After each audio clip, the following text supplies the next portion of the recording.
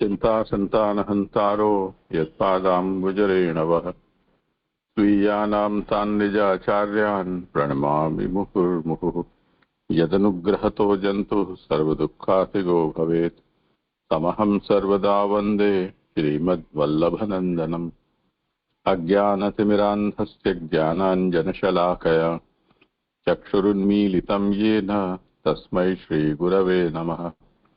नमामि हृदये शेषे लीलाक्षीराब्धिशायिनम् लक्ष्मीसहस्रलीलाभिः सेव्यमानं कलानिधिम्।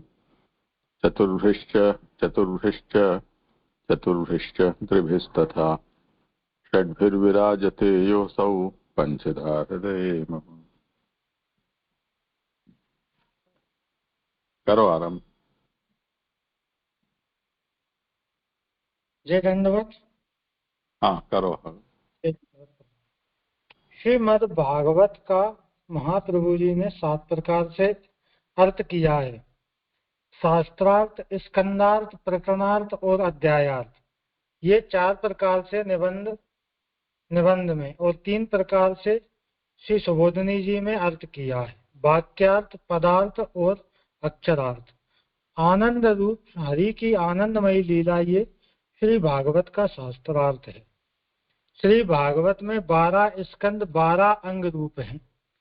हम अभी आप श्री की कृपा से प्रथम स्कंद का अवलोकन कर रहे हैं, जो अधिकार लीला के अंतर्गत है। इस स्कंद में 19 अध्यायों का निरूपण है और 3 प्रकरण है। प्रथम अध्याय को प्रश्न अध्याय कहा है।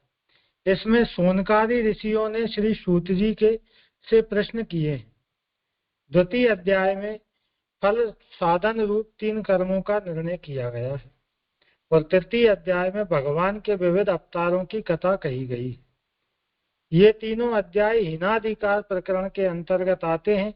इनके वक्ता सूत जी एवं श्रोता सोनकादि ऋषि हैं। अध्याय चतुर्थ में श्री सुखदेव सुख के वैराग्य का कारण और व्यास जी की चिंता का वर्णन किया गया है। पंचम अध्याय में भक्ति की महिमा का निरूपण किया गया है। छठे अध्याय में नारद जी की भक्ति का निरूपण किया गया है। चौथे अध्याय से छठे अध्याय तक प्रकरण द्वितीय मध्यमाधिकारी के अंतर्गत आते हैं। इनके वक्ता नारद जी एवं श्रोता व्यास जी हैं। सप्तम अध्याय में अश्वत्थामा के बाणों से पांडवों की रक्षा का निरूपण किया गया है। अष्टम अध्याय में ब्रह्मास्त्र से परीक्षित की रक्षा और भगवान की स्तुति का निरूपण है। नवम अध्याय में सरसैया पर लेटे हुए भीष्म जी की स्तुति का निरूपण है। इन तीनों अध्यायों में दुख की हानि का वर्णन है एवं सुख रूप का वर्णन। दसम अध्याय में पांडवों के सुख का वर्णन है और अध्याय 11 में द्वारका वासियों के सुख का वर्णन है। सप्तम अध्याय से 19वें अध्याय तक उत्तमाधिकारी प्रकरण के अंतर्गत है। इनके वक्ता सुखदेव जी और श्रोता श्री राजा परीक्षित है।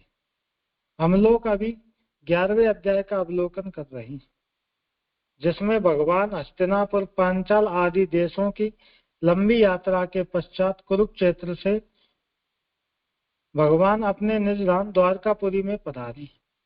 भगवान ने अपने पंचजन्य नाम के शंख को बजाया और द्वारकापुरी वासियों को सूचित किया। शंख के बजाने से नगर में रहने वाले सभी नर नारी परमानंद में मग्न हो गए और दौड़ दौड़कर दर्शनों के लिए सामने आकर श्री भगवान को नमस्कार करते। हे नाथ, ब्रह्मा, शिवजी और इंद्रादि देवों के से वंदित आपके चरण कमलों में हम नमस्कार करते हैं। द्वार द्वार बंधन वाला नगर के मुख्य द्वारों पर प्रसन्नता प्रकट करने के लिए नगर वासियों ने तोरण, माला आदि बांधे। नगर के मार्गों को स्वच्छ कर बाजारों चौराहों पर सुगंधित जलों का छिड़काव किया गया है और हमारे भगवान पधारे हैं ऐसा सुनकर वासुदेव जी, अक्रूर, उग्रसेन, बलदेव आदि अनेक सगे संबंधी आदि भगवान का स्वागत सत्कार के लिए पधारे एवं स्त्री सहित गुरुओं ने, ब्राह्मणों ने, वृद्धों तथा अन्य बंधुओं के द्वारा दिए गए आशीर्वाद से युक्त होकर भगवान द्वारकापुरी में प्रवेश कर रहे हैं। भगवान को पधारते हुए दर्शनों के लिए पुरी की कुलांगना महलों अटारी पर चढ़कर दर्शन कर रही है और उनकी दृष्टि दर्शनों से तृप्त नहीं हो रही और एक एक भगवान के श्री अंगों का दर्शन कर रही और भगवान पर श्वेत छत्र छाया किया हुआ है। दोनों ओर से चमर दुहराए जा रहे हैं। मार्ग में पुष्पों की बरसात हो रही है। भगवान ने पीले वस्त्र धारण किए हैं जिस पर वनमाला धारण किए हुए हैं। ऐसा लगता है मानो सूर्य चंद्रमा बिजली इंद्रधनुष से युक्त मेघ आ रहा है। फिर भगवान ने अपने भवन में प्रवेश कर अपनी माताओं को परम स्नेह से लिपटाया और देवकी सहित सातों माताओं की वंदना की। उन स्नेह वाली माताओं ने भगवान को खूब ममत्व किया। तत्पश्चात भगवान माताओं से आशीर्वाद प्राप्त कर अपने निज भवन में अपनी पत्नियों के पास पधारे सो आगे निरूपण करते हैं। अब ये 35वें श्लोक की उत्थानिका। इस प्रकार अद्भुत कर्म करने वाले भगवान सबको मारने वाले हैं। इससे संबंध रखने वाला सब कार्य भगवान ने समाप्त कर दिया है। इसके बाद भक्तों का उद्धार करने वाले भागवत अधिकारियों के देह को सिद्ध करना बाकी रहे जिसे बाद वाले अध्याय में कहा जाएगा। बीच में भगवान के विरुद्ध धर्माश्रय पने का वर्णन करने के लिए भगवान की श्रृंगार क्रीड़ा का निरूपण करते हैं। सा एव नरलोके अस्मिन् अवतीर्ण सो माया रेमे स्त्री रत्न कूटस्थो भगवान प्रकृतो यथा। अपनी माया के माध्यम से वही भगवान प्रकृति से नियंत्रित पुरुष के समान स्त्री रूप के समूह में रहकर रमण करने लगे। वही संगार करने वाले कालात्मा भगवान है। अतः काल के लक्षण करने योग्य मनुष्यों में स्वयं भगवान रूप धारण करके पधारे हैं। अब श्री सुबोधनी जी, वे ही भगवान सबका नाश करने वाले काल रूप से भी जाने जाते हैं। मनुष्य जो कि काल का भोजन है, ऐसा मानव आकृति में स्वयं भगवान ने अवतार लिया है। वे भगवान यहाँ कह रहे हैं कि वो भगवान जो सबके काल रूप है, उन्होंने मनुष्य देह धारण किया है और जो मनुष्य की देह है उसे काल का भोजन बताया है। ऐसी मानव आकृति में भगवान ने स्वयं अवतार लिया है और एक ऐसी प्रणाली से जिसका रहस्य कोई समझ ही नहीं सकता, अपनी माया को आदेशित करते हुए जो मारण निमित्त मनुष्य जगत में पधारे, अपने आप को ऐसा दिखाया जैसे साधारण मानव समाज में भी एक अंग हो। तो अपनी माया को अग्रसित करके भगवान ने मनुष्य देह धारण किया है और वो धारण को मनुष्य देह धारण भी इस प्रकार से किया है कि जिसको कोई मानव समाज समझ ही नहीं सका है और वे एक मानव समाज के अंग हैं। इस प्रकार से उन्होंने भगवान ने ये देह धारण किया हुआ है। वे अत्यधिक सुंदर स्त्रियों के मध्य में उनकी वशीभूतता को प्राप्त हुए, प्राकृत जनों के समान गति करने लगे। वे समाज के एक अंग हो ऐसा उन्होंने साधारण मानव की तरह देह धारण किया है और वे उन स्त्रियों के बीच मध्य में विराज रहे, प्राकृत जनों के समान गति कर रहे हैं। जब तक स्वयं रस में प्रवेश नहीं करेंगे, रस के विषय में नहीं जान पाएंगे। ऐसा काम शास्त्र का सिद्धांत है। अपने यहाँ पर ये काम शास्त्र का सिद्धांत बता रहे हैं कि ये जब तक कोई रस में प्रवेश नहीं करते हैं तब तक उस रस के विषय को कोई जान नहीं पाता है। जब तक किसी रसों का कोई आस्वादन नहीं कर ले, जब तक उस रस के विषय में नहीं जान सकता है। ऐसा ये काम शास्त्र का सिद्धांत है। अपने आप में ही स्थित रूप वाला किसी अन्य पदार्थ के रस के विषय में नहीं जान सकता। तो यहाँ कह रहे हैं कि जो अपने आप में ही स्थिति हो, और जिसने किसी रस का आस्वादन नहीं किया हो वो अन्य रस का स्वाद कैसे जान सकता है। अतः रस उत्पत्ति के लिए आलम्बन का होना आवश्यक है। और यहाँ कह रहे हैं कि रस रस की उत्पत्ति के लिए आलम्बन यानी किसी दूसरे का होना का किसी का सहारा होना या दूसरे का होना आवश्यक है। यहाँ आप सुंदर स्त्रियों के बीच में श्रृंगार रस की उत्पत्ति हेतु वशीभूत हुए से रस की उत्पत्ति कर रहे हैं। आप जो सुंदर जो स्त्रियां हैं स्त्री जनों के बीच में सुसज्जित होकर उनके श्रृंगार रस को की उत्पत्ति के लिए बढ़ा रहे हैं। जय। ये 35वां श्लोक संपन्न हुआ। करो आगे, सरल। इस प्रकार भगवान स्वयं की इच्छा से ही स्त्रियों के बस में हुए। आपने अपनी इच्छा से उन्हें अंगीकार किया है, किसी ग्लानि अथवा दोष के लक्ष्य से नहीं। न्यायानुसार भगवान ने सब स्त्री के साथ रमण किया है। विषय धर्म के अधीन भगवान नहीं होते। स्त्रियों के संबंध में उनकी विषयगत अधीनता नहीं है। इसी का प्रतिपादन इस प्रकार है। उद्दाम भाव पिशुनामल बल्गुहास व्रीड़ावलोक निहतो मदनो अपि यासाम समूहा चापमज हाथ प्रमदोत्तम यस्येन्द्रिय विमत्तितुम कुहकेन सेकु। वे स्त्रियां उद्दाम भाव वाले अपने श्रेष्ठ मनोहर कपाटपूर्ण हास्य तथा लज्जा से अवलोकन द्वारा श्री कृष्ण को विचलित इंद्रियों वाला नहीं बना सकी, जिनमें स्थित कामदेव ने मोह को प्राप्त होकर अपना धनुष ही छोड़ दिया। ऐसी वे उत्तम कोटि की प्रमदाएं भगवान की इंद्रियों में खलबली ना मचा सकी। श्री सुबोधनी जी, वे भगवान की स्त्रियां यद्यपि बहुत ही समर्थ थी तो भी भगवान के मन को जीतने में समर्थ नहीं हो सकी। ये बताने के लिए उनकी समर्थता का निरूपण करते हैं। यहाँ कह रहे हैं कि भगवान की जो स्त्रियां थी वे जन साधारण नहीं थी बल्कि वे बहुत समर्थशाली थी, तो भी वे भगवान के मन को जीतने में असमर्थ हुई। उनका भाव सभी सीमा बंधनों को तोड़ चुका था। ना उनमें लज्जा ही रह गई थी, ना उनमें कोई डर ही बाकी बचा था।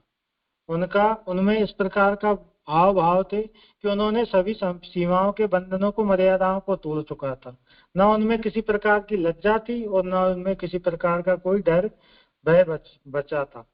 इन सब बातों की सूचना दे रही है उनकी लुभावनी हंसी। ये सभी बातों को उनकी मंद हास्य जो लुभावनी हंसी है उसकी सूचना दे रही है। इस हंसी की सूचना में एक महत्वपूर्ण शब्द पिसुन भी मिला हुआ है। बिना स्थान देके, बिना किसी समय का ध्यान रखे, जो ना बताने योग्य बात को भी जना दे, उस व्यवहार को पिसुन कहते हैं। ये पिसुन शब्द जो आया है ये संबोधित करता है कि जो किसी बिना कहीं पर भी बिना स्थान देके या बिना समय का ध्यान रखे हुए जो बात समझा दे, उसके लिए पिसुन शब्द को कहा गया है। सब स्त्री के इस उच्छल भाव को उनका हास्य प्रकट कर रहा है। इस अर्थ में पिसुन शब्द का प्रयोग हुआ है।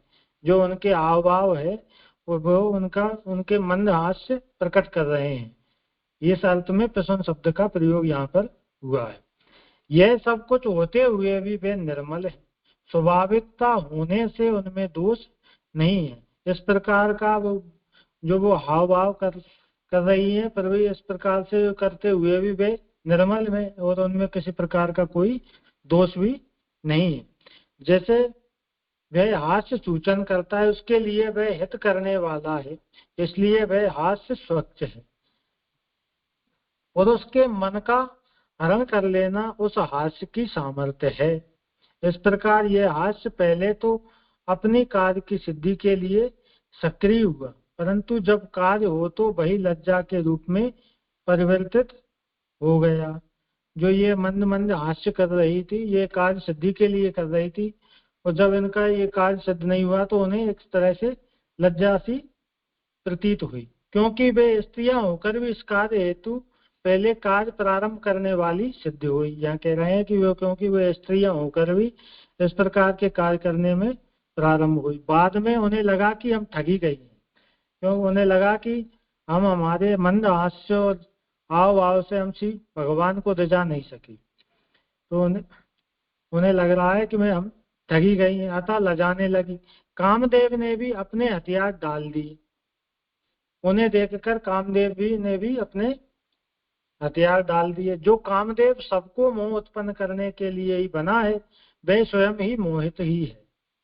उस कामदेव ने भगवान श्री कृष्ण की स्त्रियों के दृष्टि बल को जानकर अपने बाण उनके नयन सेन में छोड़े थे, और उनका प्रभाव भगवान के सामने अस्तित्वहीन रहा। जो कामदेव हैं, उन्होंने भगवान की स्त्रियों के दृष्टि बल को जानकर उनके नैनों में बाण छोड़े थे, और लेकिन उनका ये कार्य भी विफल रहा। कामदेव ने सोचा कि जो काम मुझे करना है उसे तो ये भगवान की स्त्रियां ही करेंगी, तो अपने को धनुष धारण करने की क्या आवश्यकता है। कामदेव जी ये सोच रहे थे कि जो काम मुझे प्रभु के अंदर काम प्रकटित करने का था, वो ये स्त्रियां ही स्वयं कर रही हैं, तो फिर मुझे धनुष बाण धारण करने की क्या आवश्यकता है। ऐसा मानकर धनुष छोड़ दिया। और जब मैं मोहित करने वाला काम ही मोह को प्राप्त हो रहा हूं, तो अन्यों के मोहित हो जाने की बात ही क्या है। यहाँ कह रहे हैं कि जब कामदेव जी को ऐसा लग रहा है कि जब मैं कामदेव होकर के मैं सबको मोहित करने वाला हूँ, और मैं भगवान के रूप को देखकर मैं ही मोहित हो रहा हूँ, तो फिर अन्यों के मोहित होने की तो बात ही क्या है। कामदेव से भी काम की सेना अधिक बल वाली है। यहाँ कह रहे हैं कि कामदेव से काम की सेना अधिक बल वाली है, क्योंकि भगवान की स्त्रियां ही यहाँ काम की सेना रूप है। क्योंकि कामदेव जी ने उनके नैनों में बाण छोड़ दिए थे, इसलिए उनकी स्त्रियां ही काम की सेना रूप है। भगवान के इंद्रिय रूप मन को अनेक प्रकार के कपट करते हुए भी वे स्त्रियां जीतने में समर्थ नहीं हुई। भगवान के जो इंद्रिय रूप मन है, उनको अनेक प्रकार के हास विलास और आव आव से करते हुए जो उनके मन को जीतने में वे स्त्रियां समर्थ नहीं हुई। दृष्टि मात्र से ही कामदेव को जीत लिया, और ठाकुर जी ने दृष्टि मात्र से ही कामदेव को जीत लिया है। हाव भाव रूपी कपटों से भगवान का मन बस में कैसे किया जा सकता है, क्योंकि भगवान काम के पितामह है। जो ये हाव भाव मधुर मुस्कान आदि से कपटों, जो ये कटाक्षों से भगवान के मन को कोई कैसे जीत सकता है, क्योंकि भगवान काम के पितामह है। उन वासुदेव से प्रद्युम्न रूप कामदेव ही उत्पन्न हुए हैं, क्योंकि ये वासुदेव देव के द्वारा वासुदेव भगवान से कामदेव प्रद्युम्न जो है जो कामदेव का ही स्वरूप है, तो वो उनके पिता हुए। इस रूप से भगवान काम के पितामह हुए। 36वां श्लोक संपूर्ण हुए।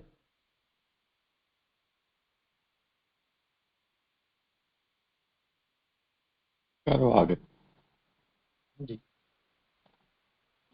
उत्तानिका, इस प्रकार हारी हुई भगवान की सारी स्त्रियां भगवान को जीतने में समर्थ ना होते हुए भी अज्ञान से अपना धर्म भगवान में आरोपित करती हुई कहती है।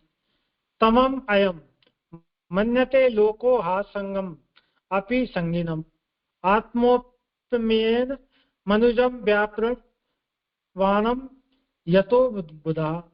उन संग रहित भगवान को भी यह लोक संग करने वाला मानता है। जन सामान्य की तरह व्यवहार करता हुआ देखकर यह मानव अपने ही समान भगवान को भी समझने लगा, क्योंकि वह अज्ञानी है। यह लोक भ्रमित है जो संग रहित भगवान को भी संग वाला मानता है।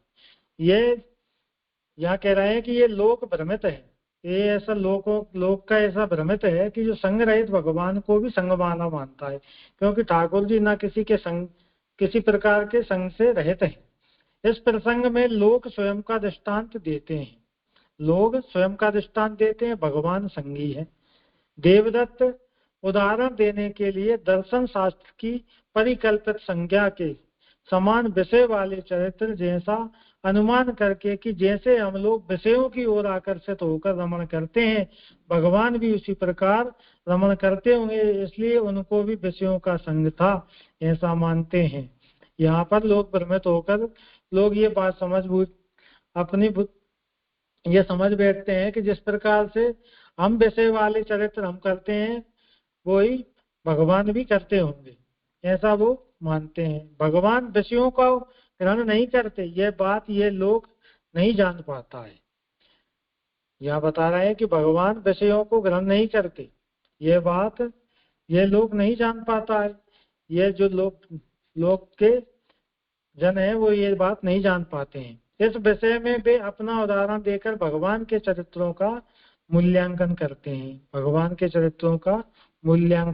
हैं, कारण यही है कि भगवान स्वयं को ऐसा ही प्रदर्शित करते हैं, क्योंकि उसमें एक ये कारण है कि भगवान स्वयं को भी अब मानव साधारण मानव के जैसा ही प्रदर्शित करते हैं, क्यों, जिससे कि लोग उन्हें एक मनुष्य मात्र समझे, जिससे कि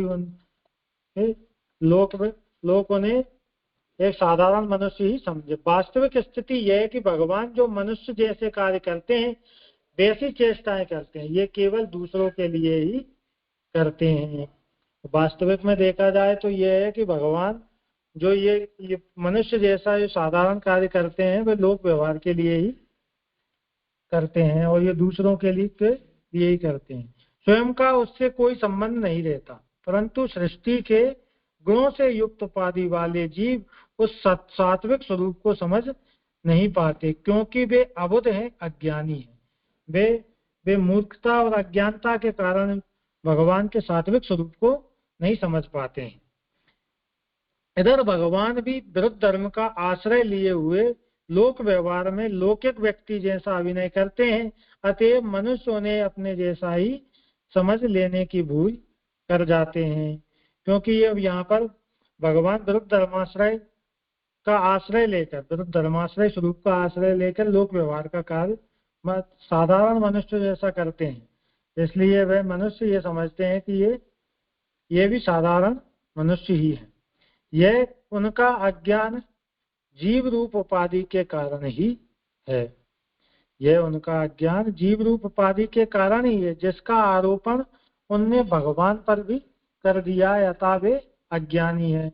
वे ऐसा अज्ञान, वे जीव ये सब अपने अज्ञानता के कारण भगवान में भी ऐसा, भगवान को भी साधारण मनुष्य समझ बैठता है। ये जैसे 37वां श्लोक संपूर्ण हुई।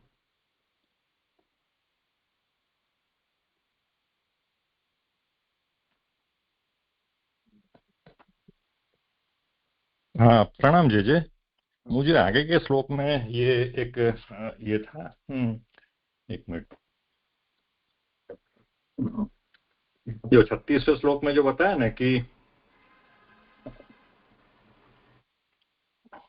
आखिरी लाइन में कि उन वसुदेव से प्रद्युम्न रूप कामदेव ही उत्पन्न हुए थे, इस रूप में भगवान काम के पितामह हुए। तो ये प्रद्युम्न जो उनके पुत्र हैं उनकी बात हो रही है या?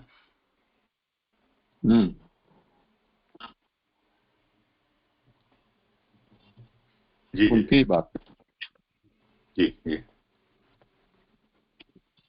प्रणाम जी।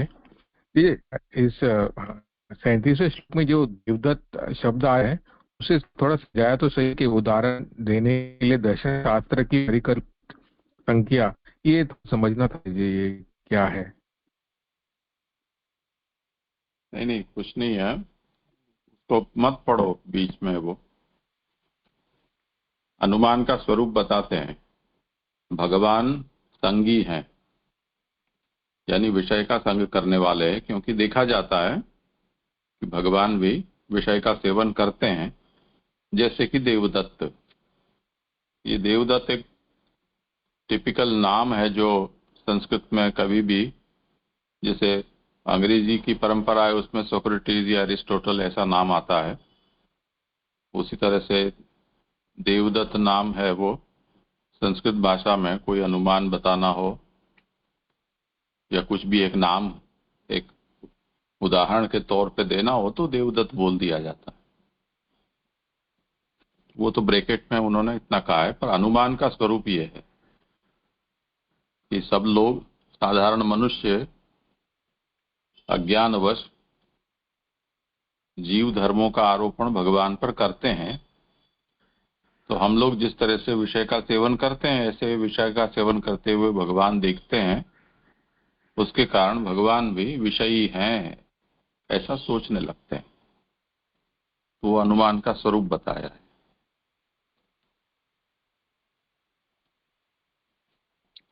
जी जी जी, स्पष्ट हुआ। धन्यवाद, प्रणाम। अब है उत्तानिका, स्वयं को ना जान पाना ही अज्ञान है। जो जीव स्वयं को नहीं जान पाता वही अज्ञान है। ये अज्ञान की क्रिया ही हीनपने का संपादन भी करती है। ये अज्ञानपने की जो क्रिया है वही हीनपने का संपादन भी करती है। सामान्यतया जीव में अज्ञानपना होना स्वाभाविक है।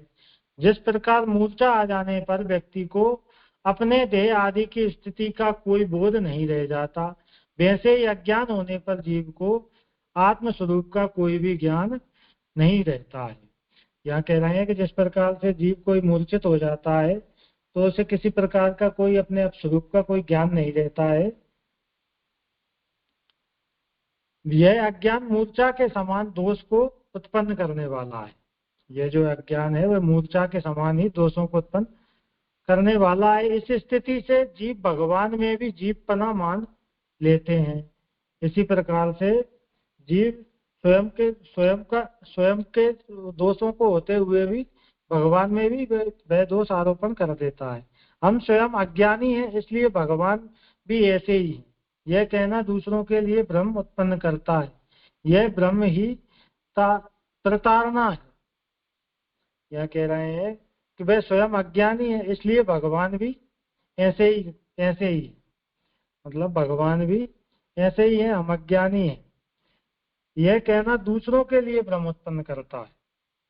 यह भ्रम ही प्रताड़ना है। जय, मुझे ये प्रताड़ना का शब्द नहीं आ रहा है। एक यही ऐसी विशेषता है जिससे जीव में हीन भावना घर कर गई है। यह एक यही ऐसी विशेषता है जिससे जीव में हीन भावना घर कर गई है, जिससे वह खुद अपने आप के विषय में धोखे में पड़े। यह छलावे की स्थिति केवल जीव में ही रहती है। इस प्रकार की जीव की स्थिति रहती है कि वह खुद भी आपके विषय खुद के विषय में धोखे में पड़ा रहता है। प्राय देखा है कि मुक्त हुए जीव भी लोक में इस प्रकार का आचरण करते हैं जिससे लोगों को उनके विषय में वास्तविकता का पता न लगे। ये देखने में आता है कि कुछ लोग लौकिक को इस तरह से जीवन जीते हैं कि ये साधारण मनुष्य ही हों। इसलिए वे इसलिए करते हैं कि कहीं दूसरा सांसारिक बंधनों में ना पड़ जाए, कहीं दोबारा सांसारिक बंधनों में वे पड़ न जाए। इसलिए यहाँ कह रहे हैं कि वे इसलिए करते हैं ऐसा क्योंकि वे ये सांसारिक बंधनों में, जो सांसारिक बंधन मोह माया में, वे दोबारा से नहीं पड़ जाए। परंतु जिन भगवान के बंधनों में पड़ने की कोई संभावना ही नहीं, वे ऐसा दिखाने का आचरण क्यों करते हैं? ऐसी शंका करके जीव से स्वयं का विलक्षणपना बताते हुए कहा है कि भगवान का विषय से संबंध होना उनके जीवपने को नहीं बताता है। यहाँ ये शंका हो रही है, परंतु जिन भगवान के बंधन में पड़ने की कोई संभावना ही नहीं है तो वे ऐसा दिखाने का आचरण क्यों करते हैं, ये शंका उठा रहे हैं यहाँ पे। तो इसके शंका के समाधान में यह बता रहे हैं कि भगवान का विषय से संबंध होना उनके जीवपने को नहीं बताता है, क्योंकि उनके विषय का जो संबंध है वह उनके जीवपने को नहीं बताता है। एतदम ईशनम ईशस्य प्रकृतिस्थो अपि तद्गुणे न युज्यते सदा आत्मस्तते यथा बुद्धिस्तता श्रेया। ईश्वर की ईश्वरता यही तो है कि प्रकृति में स्थित होने पर भी वे सदैव आत्मा में ही स्थित रहते हैं तथा प्रकृति के गुणों से नहीं जुड़ते। जैसे ईश्वर का आश्रय लेने वाली बुद्धि प्रकृति के गुणों से प्रभावित नहीं होती, तो ईश्वर वैसे कैसे हो सकते हैं? सुबोधनी जी, विषय के संबंध में ही जीवपने की शंका भगवान में की जाती है। यह बात एकदम उल्टी है। यहाँ ही बता रहे हैं कि ये जो विषय का संबंध है, विषय के संबंध के द्वारा ही भगवान में भी जीवपने की शंका की जाती है। ये बात तो एकदम विपरीत है, उल्टी सी है। यदि ब्रह्म से विषय का संबंध हो तो जीवपना घटित हो सकता है। यदि ब्रह्म से विषय का संबंध हो तो जीवपना घटित हो सकता है, किंतु विषय को अपने अधीन रखकर संबंध किया जाए तो उसमें ईश्वरपने की सिद्धि होती है। यहाँ कह रहे हैं कि ब्रह्म से विषय का, ब्रह्म की वजह से किसी विषय का संबंध हो जाए तो उसमें जीवपना घटित हो सकता है, परंतु विषय को अपने अधीन रखकर, जो विषय आदि जो कुछ भी कार्य करना है उसको अपने अधीन रखकर अगर उसके साथ संबंध किया जाए तो उसमें ईश्वरपने की सिद्धि होती है, यानी कि उसमें किसी प्रकार का कोई उसके ऊपर ईश्वर किसी प्रकार का कोई प्रभाव नहीं पड़ता है। जीवपने में कई कार्य तो पूर्व से ही निश्चित किए गए हैं, वे नियमित कार्य भगवान में नहीं है। जीवों में कई पूर्व से ही कई प्रकार के जो कार्य हैं वो सुनिश्चित हैं, लेकिन ये बात भगवान में नहीं है। ये ऐसा कोई नियम भगवान में नहीं है। जीवपने के धर्म भगवान को बाधा पहुंचाने वाले नहीं है। जो जीव आदि के जो धर्म है वे भगवान के धर्मों को कोई बाधा पहुंचाने वाले नहीं है। मणि में और मंत्रादिकों में जो अलौकिक शक्ति देखने में आती है वो भगवान की शक्ति है। इस कारण भगवान प्रकृति में रहे हैं, विषयों में रमण भी किया है, परंतु प्रकृति के गुणों से वे जुड़े हुए नहीं है। जो मणि और मंत्रादिकों में जो अलौकिक शक्ति देखने को मिलती है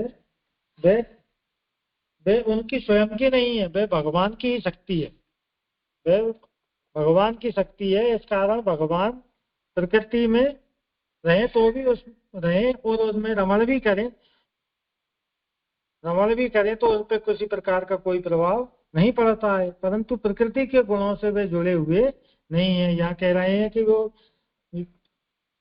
फिर भी वे प्रकृति किसी भी प्रकार से प्रकृति के गुणों से जुड़े हुए नहीं है। कर्तापने के वशीभूत हो जाना, अपने स्वरूप को भूल जाना आदि दोषों को उत्पन्न करना प्रकृति के गुण हैं। ये जो प्रकृति के गुण बता रहे हैं कि जो कर्तापने के वशीभूत, मैं ही करता हूँ, उसके वशीभूत हो जाना और अपने मूल स्वरूप को भूल जाना, ये आदि दोषों को उत्पन्न करना प्रकृति के गुण हैं। सामान्यतया ऊपर से अग्नि का स्पर्श करने पर नहीं जलता, ऐसा मानकर कोई ये सोच ले कि हमेशा ही आग से संबंध रखूंगा तो भी नहीं जलूंगा, तो ये बात केवल भगवान में ही होती है। यहाँ पर ये उदाहरण के तौर पे बता रहे हैं कि कोई अगर अग्नि से संबंध रख ले और वो कहे कि मैं नहीं जलूंगा, तो ऐसा हो सकता है क्या? क्योंकि ये गुण तो स्वयं भगवान में ही है। कारण ये है कि भगवान सबके आश्रय रूप है। यहाँ पर ये कहा है कि इसका कारण ये है कि वे भगवान सबके आश्रयदाता और आश्रय रूप भी है। या इसी बात को यूं समझ लें कि संयुक्त साम्य संबंध नेत्र के साथ संयोग संबंध से घट रहता है, उस घड़े में घट का स्वरूप समवाय संबंध से रहता है तथा नेत्र के संयुक्त समवाय के संबंध से घड़े के रूप का बोध होता है। जो नेत्र का संयोग है उसी से घटपट आदि का बोध होता है कि ये मिट्टी है और ये मिट्टी के द्वारा ही ये घड़ा बना हुआ है। यह संबंध संयुक्त समवाय कहलाता है। यह से सदैव आत्मा में ही प्रकृति के गुण रहते हैं, अतः प्रकृति के साथ आत्मा का संयोग है। इसी प्रकार से जो आत्मा है वह प्रकृति के साथ उसका संयोग है या संबंध है। प्रकृति वे गुण समवाय संबंध से मिट्टी घड़े में और तंतु वस्त्र में समवाय संबंध से रहते हैं। यदि वे गुण स्वयं के आश्रय में अपना कार्य संपादन करें तो भगवान का आश्रय करके ना रहें। प्रकृति में जो गुण है वो समवाय के संबंध को बताते हैं। जैसे यहाँ पर ये लिखा है कि मिट्टी घड़े में और तंतु वस्त्र में, जिस प्रकार से मिट्टी से घड़ा और तंतु आदि से वस्त्र का समवाय संबंध है, उसी प्रकार से वे स्वयं गुण आदि यदि वे गुण स्वयं के आश्रय में अपना कार्य संपादन करें तो भगवान का आश्रय करके ना रहे, क्योंकि प्रकृति के गुण भगवान में अपना कार्य कर सकते होते तो भगवान पना टूट जाता। तो यहाँ पर ये बता रहे हैं कि ये प्रकृति के गुण है वे भगवान पर किसी प्रकार का अपना कार्य नहीं करते। अगर वे करते तो उसमें भगवान पना टूट जाता और ना उनमें सर्वाश्रयत्व धर्म ही सिद्ध होता और उनमें किसी प्रकार का जो सब में समाहित होने वाली सब में समाहित होने वाला धर्म है वह भी सिद्ध होता। अतः जो गुण उनमें नहीं है वे भी उनमें है, ऐसा मात्र भ्रम है। अज्ञान के कारण ही हमें भगवान में प्रकृति के गुण दिखाई देते हैं। ऐसा ही हमें अज्ञान के कारण ही उनमें प्राकृतिक गुण भगवान के अंदर प्राकृतिक गुण दोष दिखाई देते हैं। वे गुण ही भगवान का सांगीपना और जीवपना बतलाते हैं। वे भगवान के जो प्राकृतिक गुण है वो ही हमें भगवान के सांगीपना और जीवपना के लक्षण हमें बतलाते हैं। परंतु नियम से आश्रय करके रहने वाले गुण सांगीपना तथा जीवपना नहीं बतलाते। जैसे कोई किसी का धन या पदार्थ लेने की इच्छा करता है तो उसमें दोष उत्पन्न हो जाता है। चोरों के द्वारा चुराया जाकर अथवा रोगों में फंसकर उसकी दुर्गति होती है। यहाँ पर ये बता रहे हैं कि जैसे कोई किसी का धन पदार्थ आदि ले ले तो उसमें दोष उत्पन्न हो जाता है और वह चोरों के द्वारा चुराया जाकर रोगों में फंसकर उसकी दुर्गति, उस धन का नाश हो जाता है। संसार में इन बातों को सभी जानते हैं। उसी प्रकार जैसे कुष्ठ रोग संसर्ग से दूसरों को भी लग जाता है और फिर दोषों की एक परंपरा से प्रारंभ हो जाती है। जैसे कुष्ठ आदि रोग है, जो चर्म रोग जो एक दूसरे के संपर्क में आने से वे लग जाते हैं, वे इसी प्रकार से दोषों की परंपरा भी हो जाती है। यह लोक सिद्ध बात है। दूसरे का आश्रय लेकर रहने वाले गुणों से ही दूसरों का दोष उत्पन्न होता है। यहाँ कह रहे हैं कि जो दूसरों पे को आश्रय लेकर जो गुणों से रहते हैं वे दूसरों को दोष उत्पन्न, उनमें ही दूसरों के दोष उत्पन्न होते हैं। परंतु जो सदैव से अपने में ही रहते आए हैं वे अपने के प्रति दोष उत्पन्न नहीं करते। जैसे अविद्या भगवान का आश्रय करके रहती है, वह भगवान में दोष उत्पन्न नहीं करती। जिस प्रकार से यहाँ पर अविद्या का ये उदाहरण दिया गया है कि अविद्या भगवान की एक शक्ति है, वो भगवान के आश्रित होकर ही रहती है और वह भगवान में किसी प्रकार का दोष उत्पन्न नहीं करती है। जिस प्रकार राजा दूसरों के लिए शस्त्र पास आदि रखता है परंतु अपने समीप रहने वालों को कुछ भी बिगाड़ नहीं सकता है। जो एक राजा है वह शस्त्र आदि जो ये अपनी स्वयं की रक्षा के लिए रखता है, परंतु अपने जो पास में रहने वाले निर्जन है उनका वो किसी प्रकार की कोई हानि नहीं करता। उसी प्रकार अविद्या भगवान में आश्रय करके रहती है। उसी प्रकार से जो अविद्या है वह भगवान में भी आश्रय उनके आश्रित ही रहती है उनमें, परंतु भगवान में दोषों को उत्पन्न नहीं कर सकती। वह भगवान में किसी प्रकार का दोष उत्पन्न नहीं कर सकती। भागवत दशम स्कंद में अक्रूर जी को भगवान ने दर्शन दिए।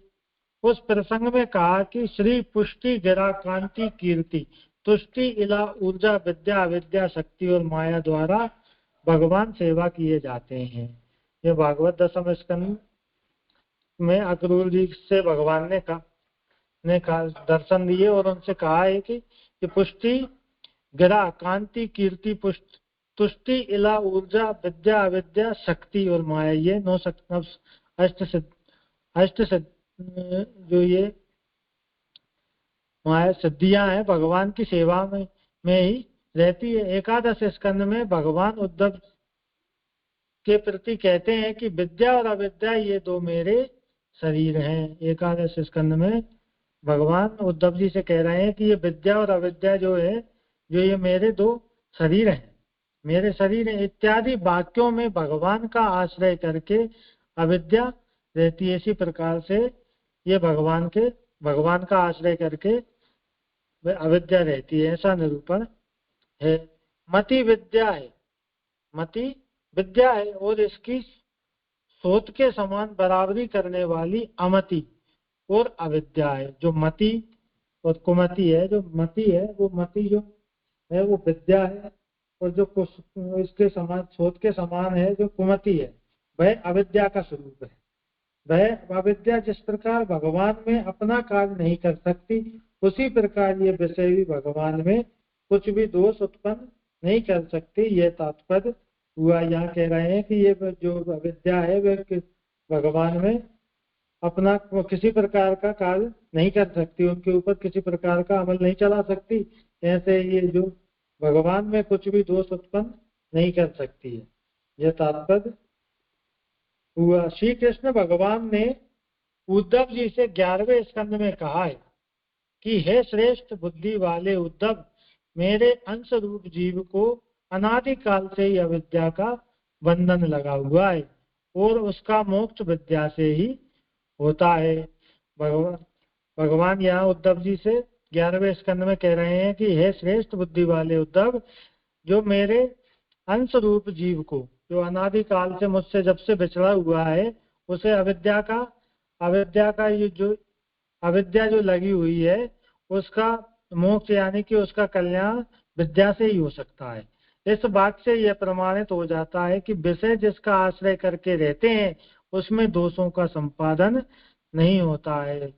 यहाँ पर ये कह रहे हैं कि इस वाक्य से यह प्रमाणित हो जाता है कि विषय आदि जो जिनके आश्रित होकर रहते हैं, जो विषय के अधीन नहीं होते, और जो जिनके आश्रित विषय रहते हैं, विषय जिनके आश्रित रहते हैं, उसमें दोषों किसी प्रकार का दोषों का संपादन नहीं होता है। उसमें उनमें कभी भी किसी प्रकार का कोई दोष नहीं आ सकता है।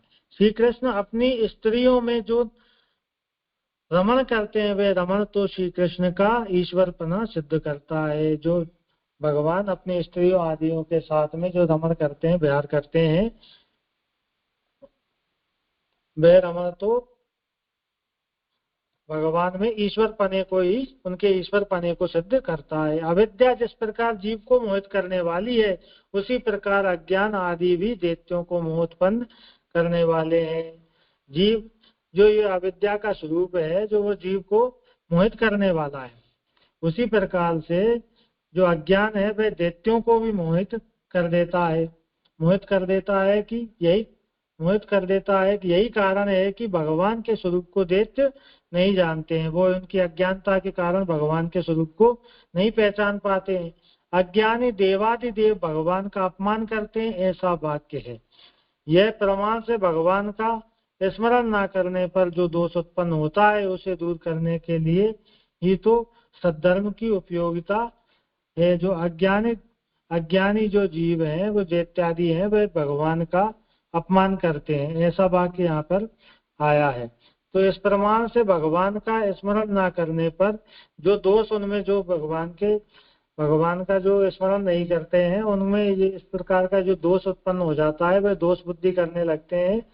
उसे दूर करने के लिए ही तो सद्धर्म की उपयोगिता है। तो यहाँ कह रहे हैं कि इस प्रकार के दोषों से निवृत्ति के लिए ही सद्धर्म की उपयोगिता है। अतः दुष्टों से अपना स्वरूप छिपाकर उन्हें छल लेना अथवा बुलावे में डाल देना सद्धर्म कहलाता है। दुष्टों से अपना स्वरूप छिपाकर, यानी कि यहाँ पर विद्या के जो दुष्टों आदि पर अविद्या का मोह करके ठाकुर भगवान अपना स्वरूप छिपा लेते हैं और उनको छल लेते हैं, उन्हें बुलावे में डाल देते हैं, वही उनका सद्धर्म कहलाता है। सिद्ध यह हुआ कि भगवान हरि दोषों से रहित तथा सारे गुणों से भरपूर है। यहाँ पर ये शब्द हो रहा है कि भगवान हरि ही सभी दोषों से रहित हैं तथा सारे गुणों के भंडार हैं। जय 38वां श्लोक संपन्न हुआ। कुछ हो विचारणीय तो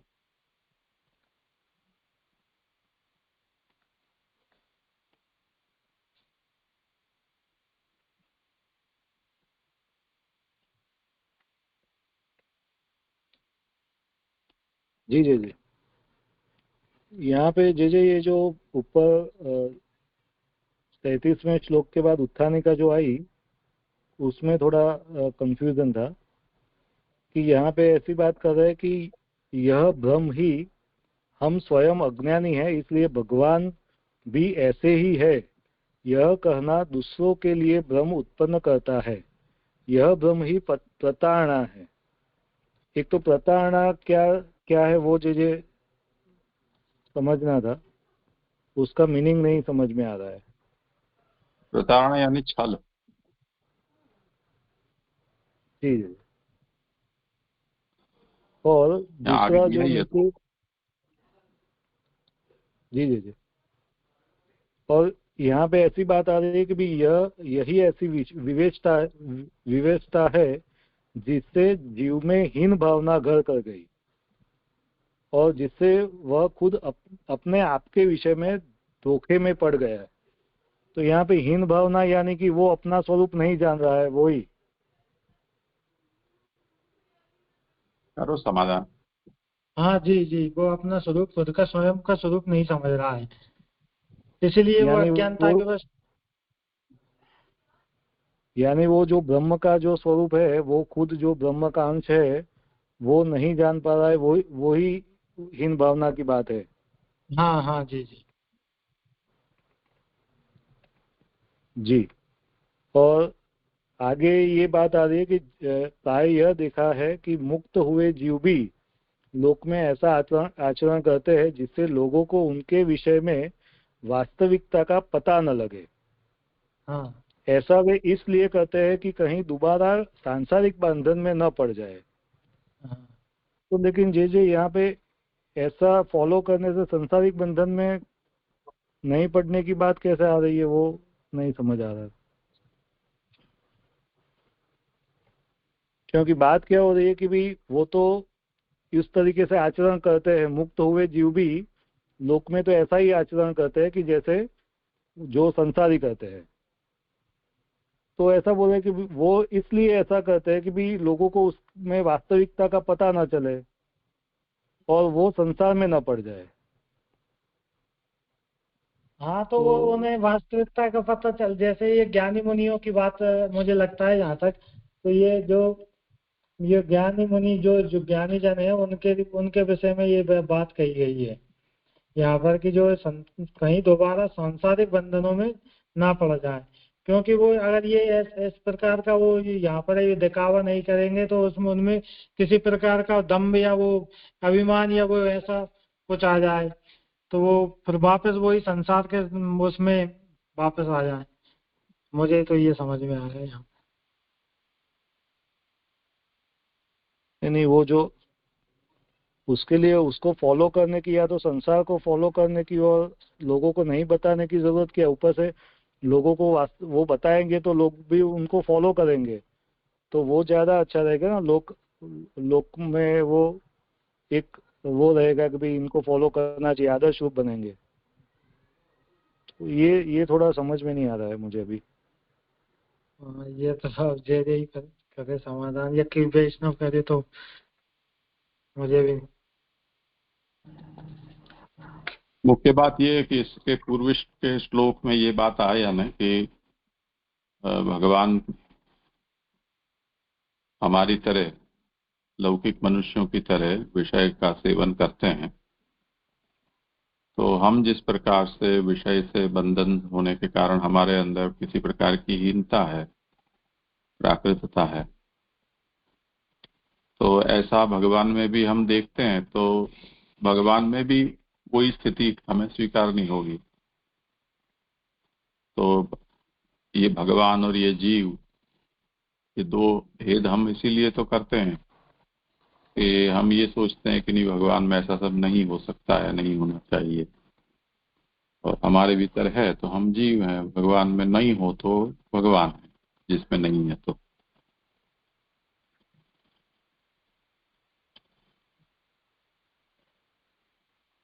अब भगवान मनुष्य हैं, क्योंकि ये जो आक्षेप हो रहा है उसके लिए ये पूरी उत्थानिका है, जिसका उत्तर आगे दिया गया। तो उत्थानिका इस प्रकार से आक्षेप किया जा रहा है कि मनुष्यों में जिस प्रकार की क्रियाएं देखी जाती हैं, ऐसी क्रियाएं भगवान में भी देखी जाती हैं। तो इससे ऐसा लगता है कि भगवान भी हमारी तरह ही मनुष्य ही, और भगवान भी अर्जुन को कहते हैं इस बात को कि अवजानन्ति माम मूढ़ा मानुषिम तनुमाश्रितम परम भावम अजानन्तो मम भूत महेश्वरम। तो भगवान को भी पता है कि वो जिस तरह से प्रकट हुए हैं और जैसा व्यवहार कर रहे हैं, वो कपट मानुष वेश है, वो तो भगवान जानते हैं, पर मनुष्य इस बात को नहीं जानता है कि ये कपट मानुष वेश है। तो जो नहीं जानते हैं तो भगवान को भी अपने जैसे ही समझते हैं। अब ऐसा अगर वो समझ रहे हैं तो उनमें दोष इसलिए नहीं है क्योंकि ऐसा ही लोक में देखा जाता है। मानो कि कोई शूरवीर है, पर साथ साथ उसके भीतर किसी प्रकार का अज्ञान भी यदि है, तो कोई ना कोई तो दोष उसमें सोचना ही होगा। उसका उदाहरण यहाँ मूर्छा का दिया है कि हम अच्छे भले जीते जागते कामकाज कर रहे हैं, सोच रहे हैं, बोल रहे हैं, पर मूर्छा यदि आ जाती है तो क्या करें? तब डरा रह जाता है हमारा चैतन्य। तो किसी प्रकार का दोष तो है ही ना।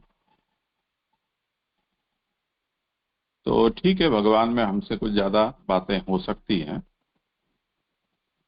परंतु जिस प्रकार की क्रियाएं देखी जा रही हैं उसमें ऐसा तो नहीं लगता है कि ये भगवान ही है। जीव जैसा ही कुछ है, कुछ ज्यादा है ऐसा समझ लो। ऐसा बहुत ऐसी परंपराएं हैं विचार की जो ऐसा ही मानती भी है। जैसे जैन परंपरा है, वो भगवान शब्द का यही मतलब लगाती है। उनके यहाँ भी सब तीर्थंकरों को भगवान महावीर और ऐसा सब बोला जाता है, पर वो भगवान का मतलब सृष्टिकर्ता या सकल फलदाता, सर्वात्मा, ऐसे वेदांत में जो भगवान कहा जाता है, इस तरह से वो भगवान नहीं मानते हैं। पर जिन यानी ज्ञान, ज्ञानी है वो, जो सांसारिक शोक मोह से मुक्त हो चुका है, ऐसा ऐसा जो भी हो गुण जिनके अंदर, तो उसको भगवान कहते हैं। तो यहाँ ये हुआ कि क्योंकि मनुष्य में जैसी क्रियाएं होती हैं उस प्रकार की क्रियाएं भगवान करते देखे जाते हैं, इसके कारण वो जिसमें ऐसी क्रियाएं रहती हैं वो भगवान की भगवत्ता को कम करती हैं।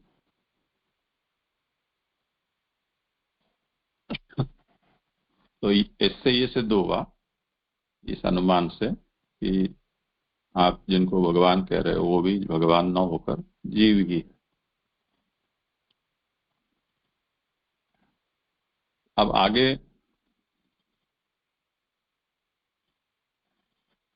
ये जो प्रताड़ना का विषय आया,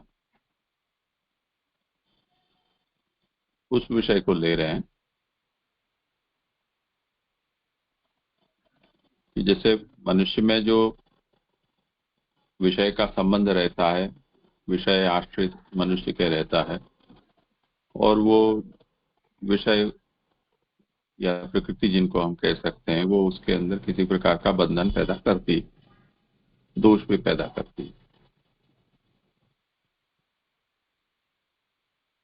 उसी तरह हम जो ब्रह्म है उसके विषय में भी ये कहते हैं कि उनमें ये सब कुछ रहा हुआ है।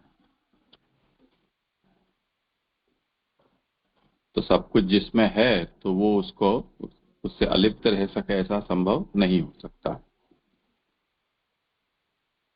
तो इससे भी ये सिद्ध होता है कि प्रकृति, प्राकृत विषय, अविद्या, ये सब चीजें भी क्योंकि ब्रह्म में ही है तो ब्रह्म उससे असंसृष्ट नहीं रह सकता है। तो इससे भी ये सिद्ध होता है कि उनमें किसी भी प्रकार का दोष है।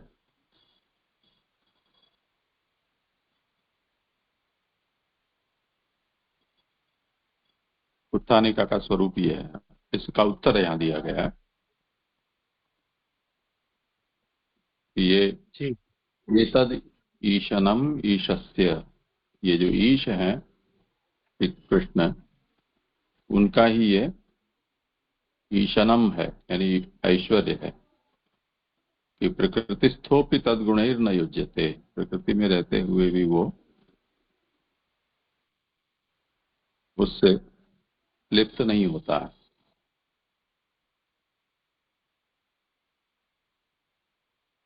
वो कैसे नहीं होता है उसका उदाहरण दिया। जैसे हमारे पास राजा का उदाहरण देते हैं कि जिस प्रकार से राजा के पास बंधन के साधन होते हैं, शत्रु संहार के लिए अस्त्र शस्त्र होते हैं, कारागार भी होता है उसके पास, तो ये सब होते हुए भी वो उसको बंधन रूप नहीं होते हैं। उसी तरह से ये सब, इन सब चीजों का आश्रय भगवान है, फिर भी भगवान इनसे अलिप्त हैं।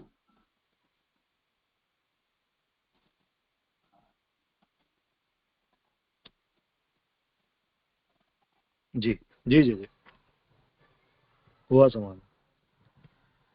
हाँ जी, दंडवत। ये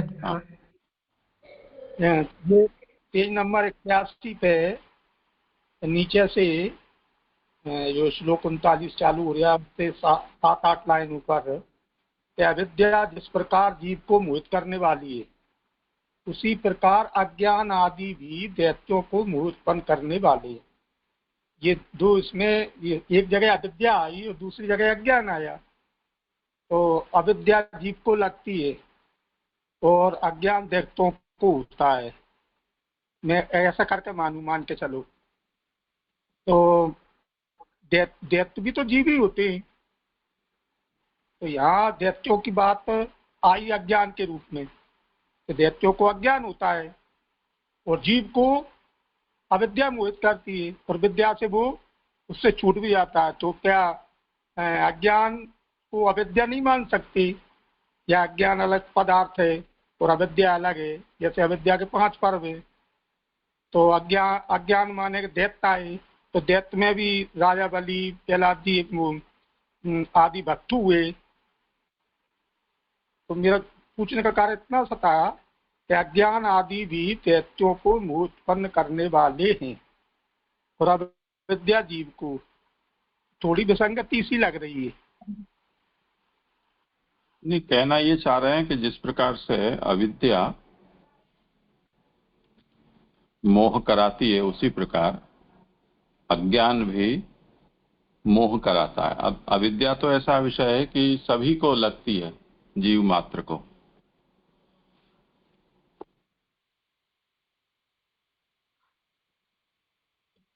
और अज्ञान जो है वो अज्ञान तो यहाँ कोई निश्चित प्रकार का ज्ञान, वो अज्ञान की बात हो रही है ना।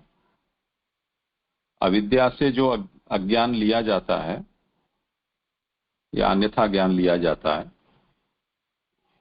आपने जो 5 प्रकार की अविद्या कही, तो मानो कि हम ये कहें कि देहाध्यास ये अविद्या है, तो देहाध्यास का मतलब होता है देह को आत्मा मान लेना। इसी तरह अंतर प्राण इंद्रिय, इनको आत्मा मान लेना, ये अविद्या है। ये अविद्या तो जो पैदा हुआ बच्चा है या गर्भस्थ शिशु है उसको भी है। और वो अविद्या ऐसी नहीं है कि जीवात्मा कोई असत कर्म से उसको ये प्राप्त होती हो, या कोई शास्त्र का अध्ययन नहीं करने के कारण ऐसे ही जीवों को, शास्त्र विमुख जीव हो, उन्हीं को वो अविद्या लगती हो। तो सभी को अनादि है वो।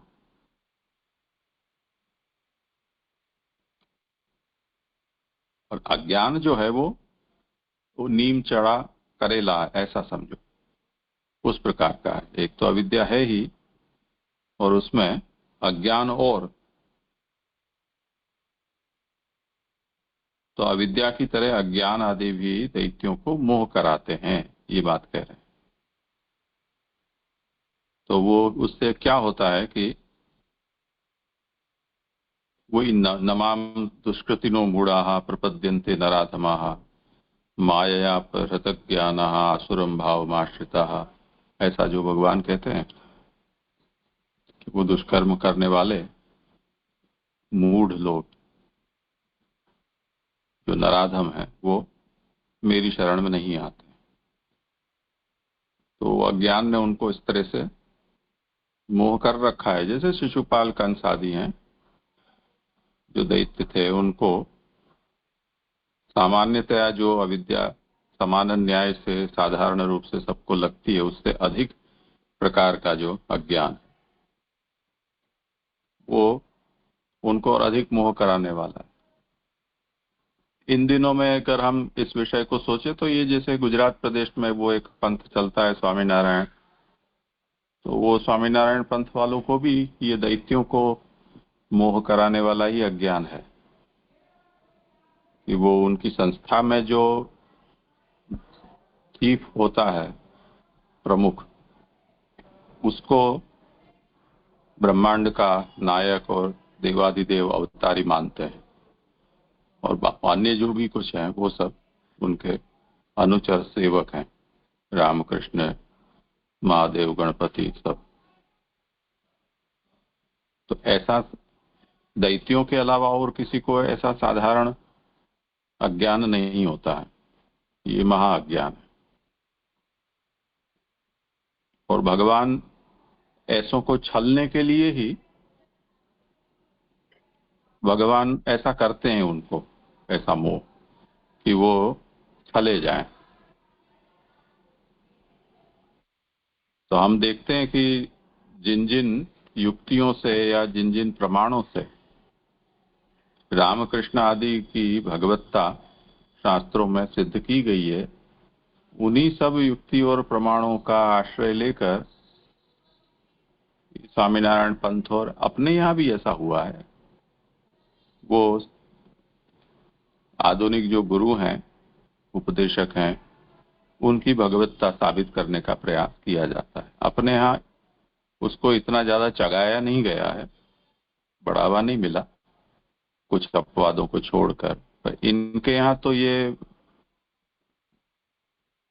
मुख्य सिद्धांत बन गया। और पूरा जो अवतार का सिद्धांत है वो सबका सब सिद्धांत उनके जो भी गुरु हों वो उन गुरु के ऊपर वो लागू करते हैं। तो ये जो है वो दैत्यों को होने वाला मोह है, साधारण मनुष्य को ऐसा मोह नहीं होता। और कुछ विषय हो तो अन्यथा आगे करो। हाँ जी जी, धन्यवाद जी। एक प्रश्न ये है, 79 पेज में सेकंड लास्ट लाइन है कि जीवपने के कई कार्य तो पूर्व से ही निश्चित किए गए हैं, वे नियमित कार्य भगवान में नहीं है। तो ये नियमित, खाली शब्द नियमित कार्य, एक शब्द समझ नहीं आया।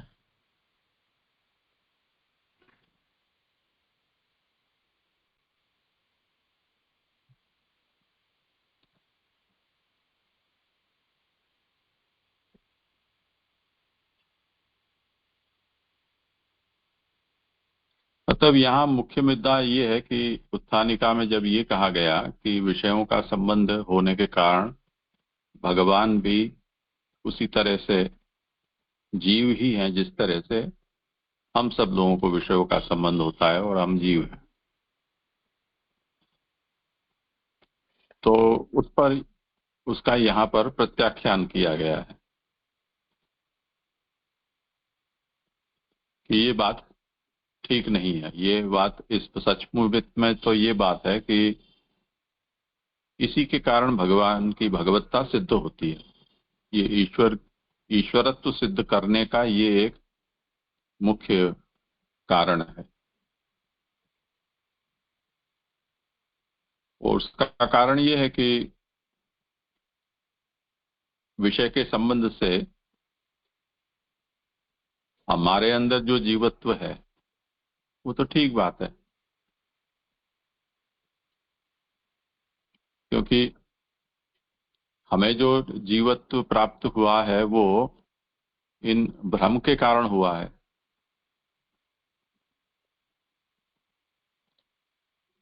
भगवान तो इस बात को जानते हैं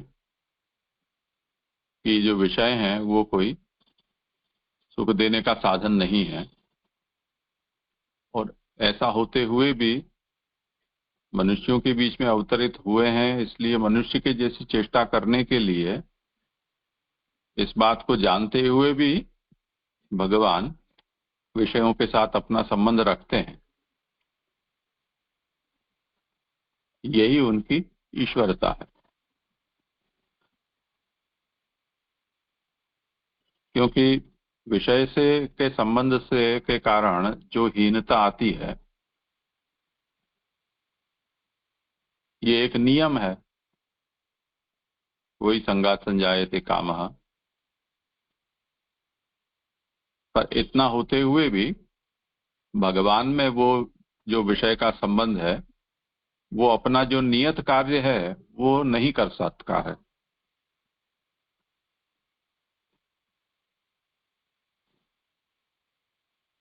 इसलिए भगवान ये प्राकृत जगत में अवतरित भी होते हैं, प्राकृत विषयों में रमण भी करते हैं, फिर भी प्रकृति के गुण और प्राकृत विषय न तो भगवान को अपने वश में कर सकते हैं, न भगवान के स्वरूप की वो हानि कर सकते हैं।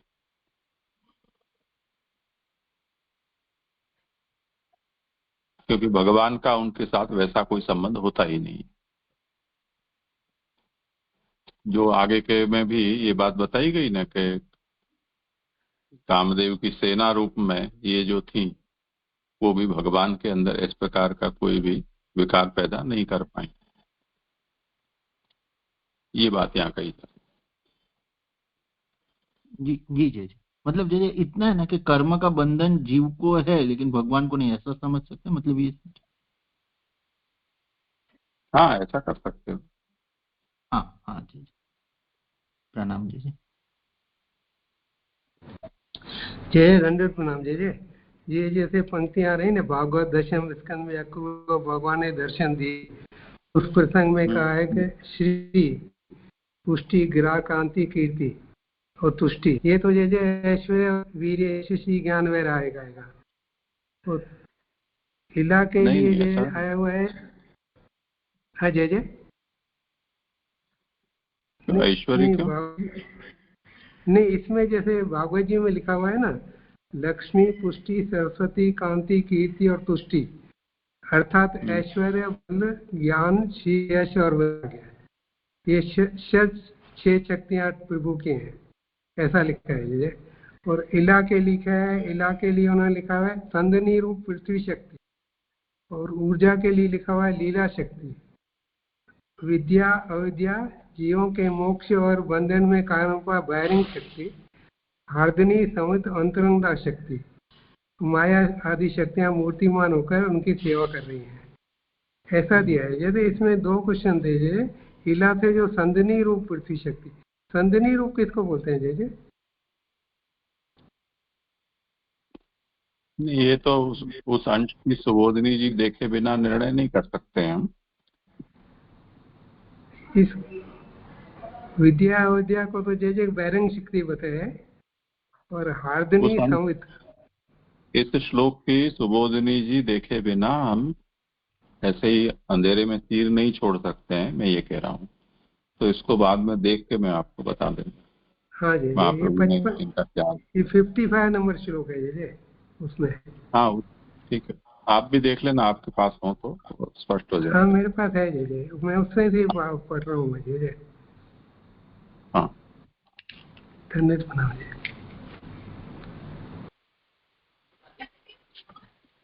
जी, इसमें जो लास्ट जो पैराग्राफ आया 38 में, उसमें थोड़ा कंफ्यूजन था। यहाँ पे आगे में ऐसा बता रहे हैं कि अज्ञानी देवाधिदेव भगवान का अपमान करते हैं, ऐसा वाक्य है। इस प्रमाण से भगवान का स्मरण न करने पर जो दोष उत्पन्न होता है उसे दूर करने के लिए ही तो सद्धर्म की उपयोगिता है।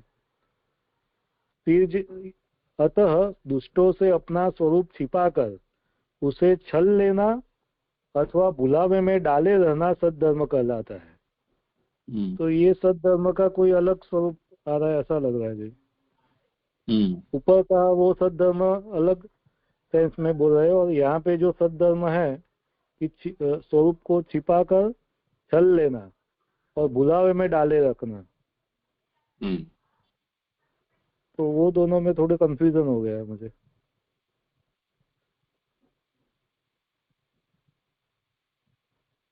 करें समाधान। यहाँ पर ये अविद्या के कार्य हैं, ये दुष्ट आदि जो पहले वहाँ सब बता रहे थे कि ये अज्ञानी जीव है, और ये अविद्या के ये दैत्य आदि जो है, जो अविद्या के कारण जीव जो है वो मोहित होता है। और जो ये दैत्य आदि है, जो ये अज्ञान के कारण जो जिनको मोह होता है,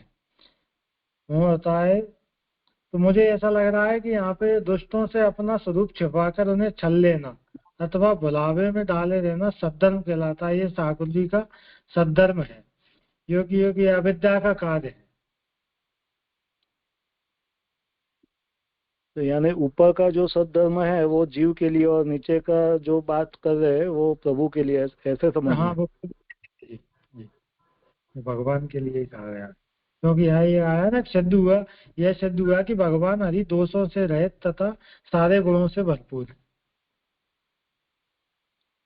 कि जे मतलब यानी ऐसे लेना, क्योंकि भगवान का सद्धर्म वो समझ नहीं आ रहा है, ऐसे कैसे ले।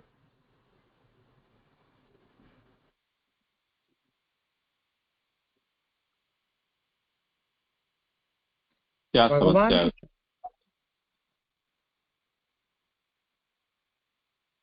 नहीं, यहाँ पे ये जो बात आई कि भाई ऊपर जो सद्धर्म की बात हुई वो जीव के लिए आ रही है, और नीचे जो सद्धर्म की बात कह रहे तो वो ऐसा बता रहे कि भाई वो प्रभु के लिए लेना है। तो प्रभु के लिए सद्धर्म ऐसा लेना वो ठीक है क्या? वो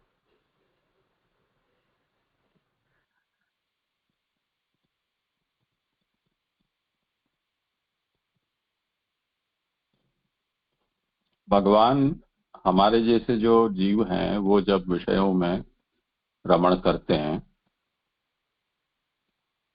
तो वो विषय जिन हमारे आश्रय में रहते हैं तो हमें भी विषय के दोष हमें दुष्ट बनाते हैं। भगवान विषयों से रमण करते हुए भी विषयों को स्वाधीन करके रमण करते होने से भगवान में जो विषय है वो दोष पैदा नहीं कर सकते। तो ये बात तो भगवान के ईश्वरत्व को सिद्ध करने वाली हुई। अब अविद्या जिस प्रकार से व्यामोह करती है उस तरह से अज्ञान आदि भी दैत्यों को व्यामुग्ध करते हैं, और वो व्यामोह का जो निराकरण है वो सद्धर्म है, यानी उत्तम धर्म है। ये भगवान की एक शक्ति है जो आगे अभी विद्या विद्ये मम तनु, ये एकादश स्कंद में, और विद्या विद्या शक्त्या माया च निषेवितम, ये 55वें अध्याय का जो 36वें अध्याय का, तो वहां ये बात बताई गई है।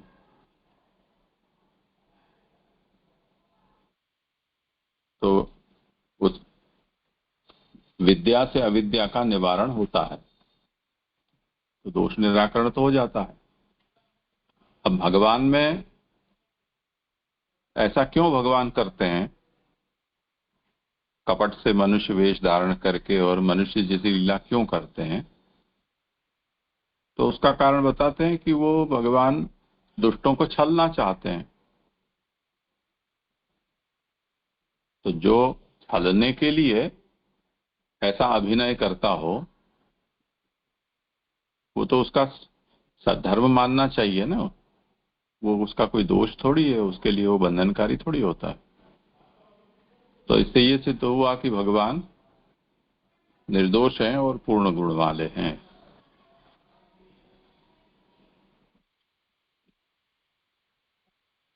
जी जी जी जी।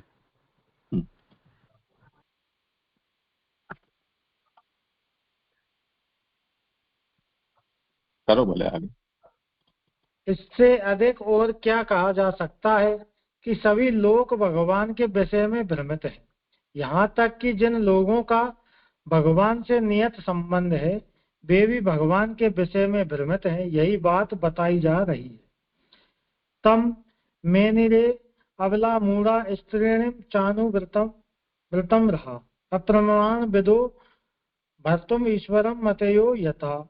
ज्ञान के साधन रूप शास्त्र जन ईश्वर को विभिन्न दृष्टिकोणों से मानते हैं, उन अपने पति रूप भगवान के प्रमाण को न जानने वाली मूढ़ स्त्रियां उन्हें एकांत में अपना अनुसरण करने वाले तथा स्त्रियों के बस में रहने वाले स्त्रीण के रूप में मान बैठती है।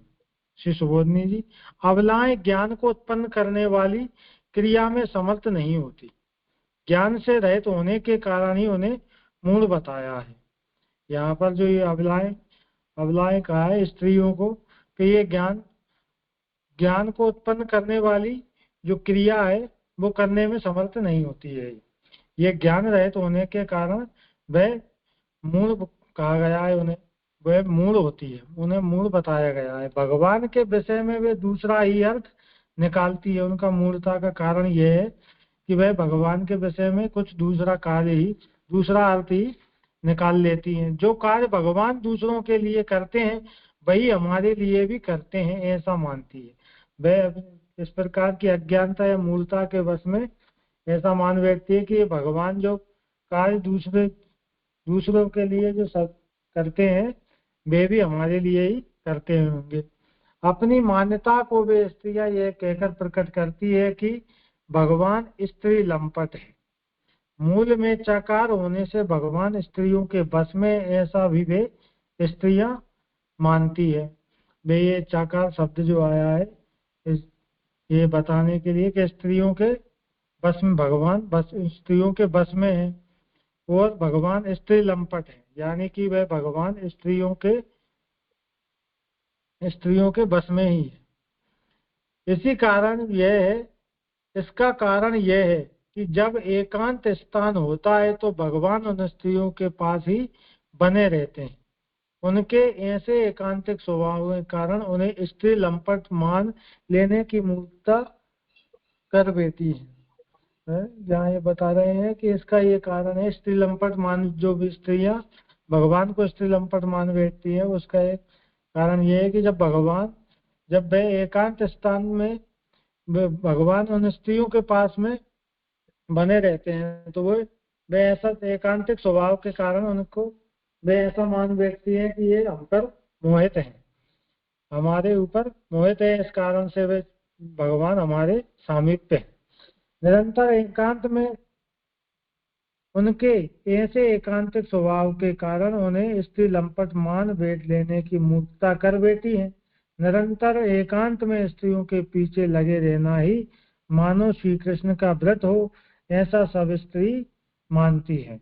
ये स्त्रियां अपने अपने अज्ञानता के कारण वह ऐसा मानती है कि ठाकुर भगवान हमारे ही पीछे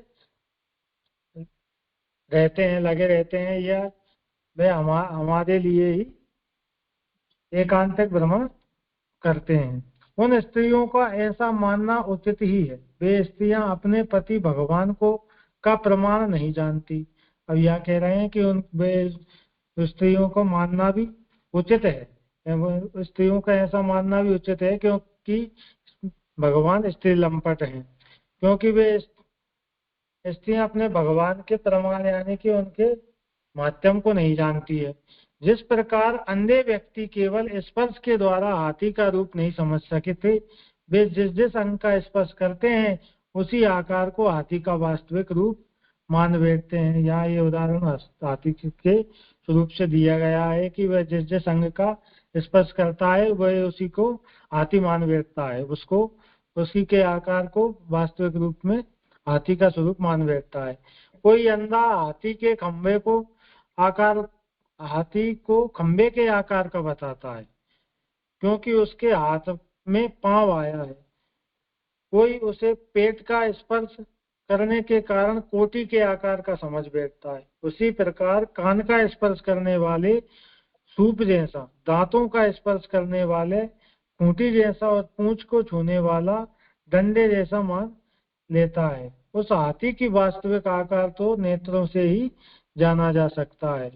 जिस प्रकार से ये स्त्रियां भगवान को स्त्री लंपट समझ रही है, उसी प्रकार से यहाँ ये उदाहरण हस्ती का दिया गया है, क्योंकि ये कोई डंडे के आकार का समझ लेती है, कोई उस कोटी के आकार का समझ बैठती है, कोई हाथी को कोटी के आकार का समझ बैठता है, कोई अगर उनके कान का स्पर्श करे तो उसको सूप जैसा समझता है, दांतों को अगर कोई जिस किसी ने स्पर्श किया हो तो वह खूंटी जैसा, जबकि वास्तविक आकार तो नेत्रों से ही, जबकि उसको जब तक किसी ने देखा नहीं हो या उसको जब तक नेत्रों से देखा नहीं हो वही उसके वास्तविक आकार को नहीं जानता है। वो जिसने देखा है वही उसके वास्तविक आकार को बता सकता है।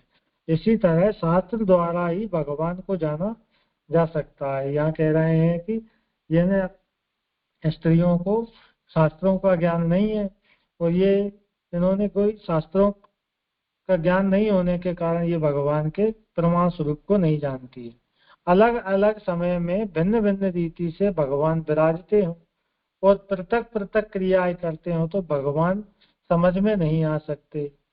जो अलग अलग रीति से भगवान विराजते हैं, किसी के साथ एकांत मानव की तरह ही अगर वो विराजते हैं, जीव मात्र जीव धर्म की जीव गुणों की तरह ही विराजते हो तो वो भगवान के अलग अलग गुण उनको समझ में नहीं आ सकते। परंतु भरता स्वामी की तरह ही रहते हैं, क्योंकि भगवान स्त्रियों के साथ एकांत में विराजते हैं, परंतु भरता स्वामी की तरह ही रहते हैं, क्योंकि श्रुतियों में कहा है कि सावधानी पूर्वक स्त्रियों की रक्षा करनी चाहिए। यहाँ श्रुतियों का वचन है कि सावधानी पूर्वक अपनी स्त्रियों की रक्षा करनी चाहिए। इस प्रमाण से श्रुतियों के अर्थ का प्रतिपादन करने वाले भगवान ही है। अतः स्त्रियों के स्वामी होने से एकांत में रहना भगवान का स्वभाव है। यहाँ ये स्त्रियां कह रही थी कि ये जो स्त्री लंपट का जो मान बैठती थी कि वो भगवान हमारे पीछे डोलते हैं, एकांत में हमारे साथ ही रहते हैं, उनको ये जो उन्हें वहां पर ये ऐसा भ्रम हो रहा था, तो वो उनका यहाँ पर ये श्रुति वचन समझा है कि भगवान जो है वो स्त्रियों की रक्षा करने वाले हैं। उन स्त्रियों की रक्षा करने के लिए भगवान ऐसा करते हैं। उन देखो स्त्रियों की रक्षा के लिए भगवान ने ऐसा किया है, परंतु यह ज्ञान स्त्रियों को कहा है, तो यहाँ कह रहे हैं कि ऐसा ज्ञान उन्हें यहाँ पर नहीं है।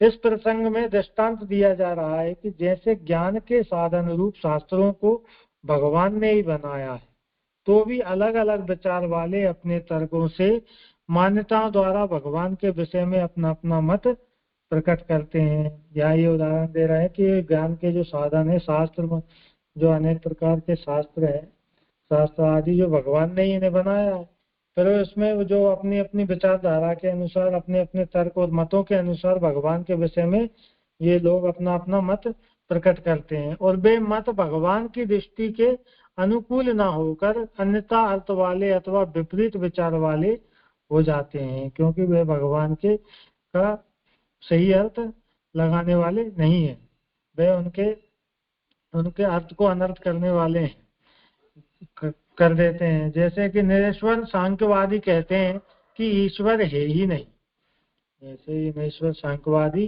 कहते हैं कि ईश्वर है ही नहीं, और नास्तिक मतावलंबी भी यही कहते हैं कि वे ईश्वर है नहीं। जैमिनी मत वाले यज्ञ को ही ईश्वर मानते हैं, जो जैमिनी मत वाले हैं वो यज्ञ आदि को ही ईश्वर मानते। वैशेषिक मत वाले न्याय शास्त्र में ईश्वर को केवल कर्ता के रूप में ही स्वीकारते हैं, तो वह कर्ता ही है बस।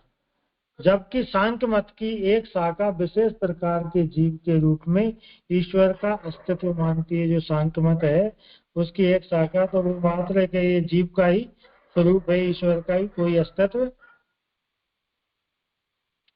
ईश्वर का ही अस्तित्व है। इस प्रकार सब मानने वाले को मूल प्रमाण रूप वेद का ज्ञान न होने से अपनी कल्पना से भगवान का रूप समझ में आता है।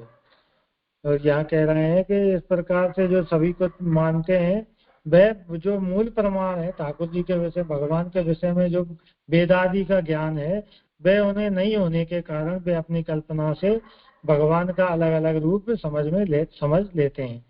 ठीक उसी प्रकार भगवान की स्त्रियों को भी भगवान के स्वरूप का तथा अभिप्राय का ज्ञान न होने से स्त्री लंपट कहना पड़ा।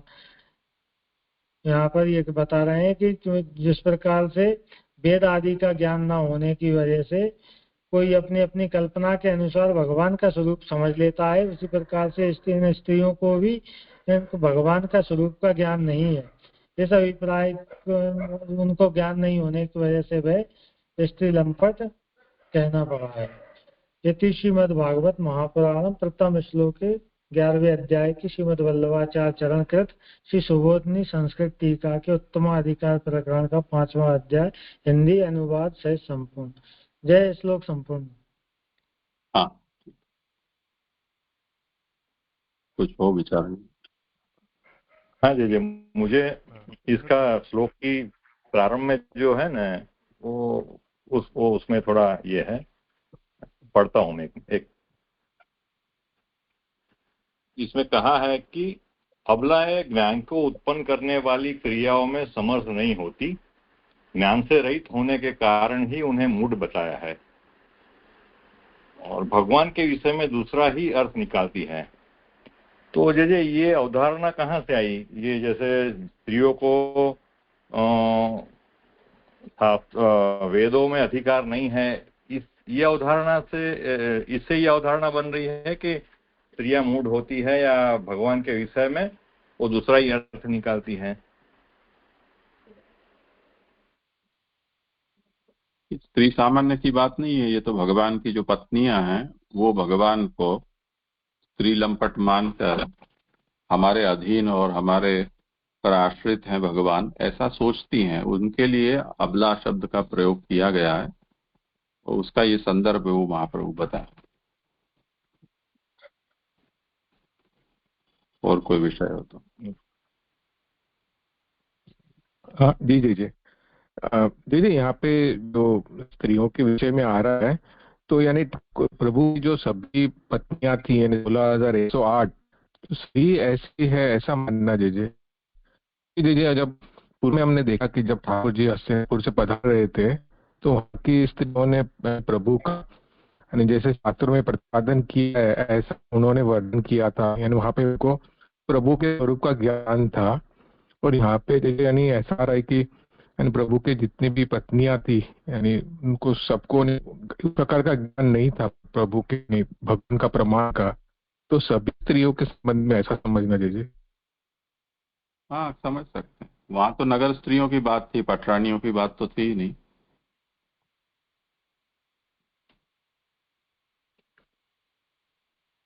जी जी, यानी इस भी 16,108 जितनी पत्नियां थी उन्हें प्रभु के भगवान पति का उनको ज्ञान नहीं था, ऐसे ही समझे जी। भगवान उनके पति बने हैं, उनका हरण करके लाए हैं, कुछ लोगों को कैद खाने से छुड़ाया है, उनके अंदर पत्नी भाव और पत्नी का अधिकार दिया है, खुद उसके पति बने हैं, तो ऐसा होना लाजमी है ना, होना ही चाहिए। अगर नहीं होता है तो भगवान की एक्टिंग फेल हो गई।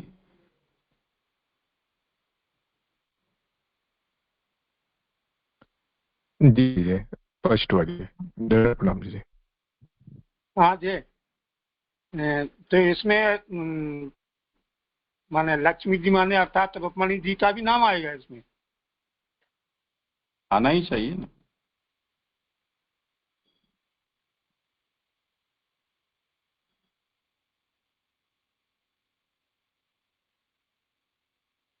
हाँ जी, दंडवत।